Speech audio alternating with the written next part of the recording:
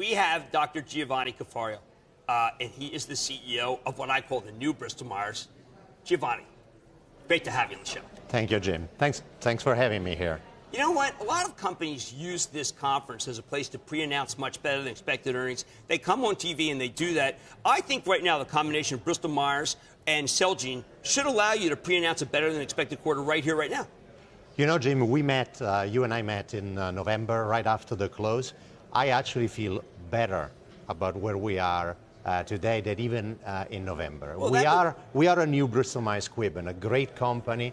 We're a growth company. We're very well positioned for today and for the future. We have strong performance in our business. Is it the change from 6 big drugs in the pipeline to 8 big drugs in the pipeline, or is it earnings per share and the estimates are too low right now?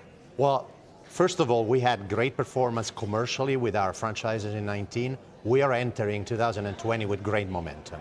We have 8 launches that we're preparing for. That's unprecedented. They're all first-in-class medicines, best-in-class medicines, areas of high unmet medical need. We have great commercial capabilities, 8 launches in 24 months. I am pretty confident we're going to do a really good job there. And in the long term, the broadest, the deepest pipeline in the industry. We have tremendous financial flexibility. We'll continue to do business development, as you know we can do. There are great people at Bristol-Myers Squibb.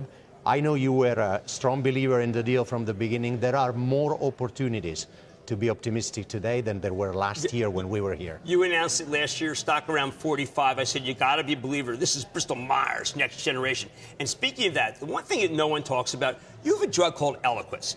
And yeah, people just say, it's some drug. Look, we can focus on a loss of exclusivity with Revlimid. We can talk about some of the problems that Bristol-Myers has in terms of competition.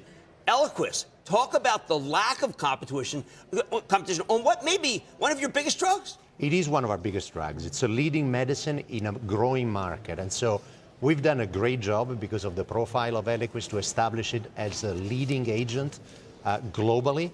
There are further opportunities for growth. We're continuing to replace warfarin, which was the old standard of care. But there are many patients that are not yet being diagnosed. There are many patients that are not being treated. There is tremendous opportunities for growth with Eliquis. And remember, we have an early program in our pipeline, the Factor XIa. We are continuing to develop that asset. That has great promise, and it can take our cardiovascular franchise into the future. So great prospects there. But you have an amazing oncological, really just an incredible franchise. But the pricing, I keep hearing at the hospital level, there is a major level of price increase in so-called the last 10 days of life. Is there any way to get that under control? And does that have anything to do with how much you charge? Well, first of all, let me say, when you look at the facts, Jim, in 2018, pharmaceutical spend only increased 2.5%. The issue really is that over the last few years, patients now spend 50% more on medicines because of the way benefits are designed. And so what's important is to make sure that we develop policies that help with the affordability of medicines for patients. That's very important for us. We are the #1 cancer company in the world.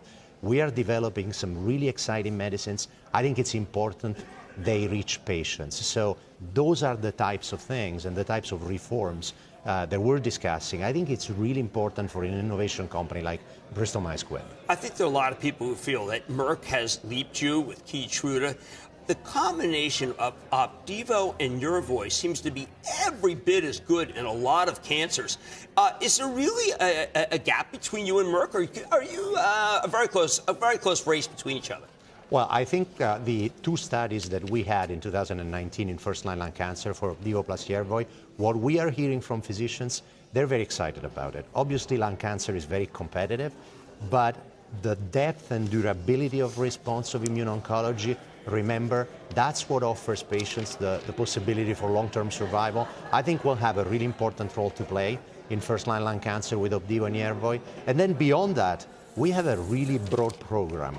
You and I have discussed this before. The next wave of growth for immuno-oncology is what called the adjuvant setting, treating patients early. Our development program there is very broad. We have a large number of studies ongoing. 3 studies will read out this year. So I look at Opdivo as a growing franchise. We're doing really well. Dr. Caforio, one of the things that I loved about the deal, but a lot of institutional shareholders were skeptical about, is accretion. You talked about 40% accretion, $2.5 billion in synergies. Everyone is so worried, again, about the Revlimid franchise and that you paid too much. The next couple of years could be a dramatic debt pay down because things are working so good together. Well, I agree. And in fact, the company has tremendous financial power and flexibility because of the strong performance of the business. We've just executed a $7 billion share repurchase program. We've increased our dividend by 10%. We are going to have an opportunity to pay down the debt and go back to less than 1.5 debt to EBITDA ratio by 2023. These are all things we discussed a year ago. Right. We're on track with the $2.5 billion in synergies. At the same time, we're executing really well on the value drivers of the deal, which is the pipeline that is progressing well.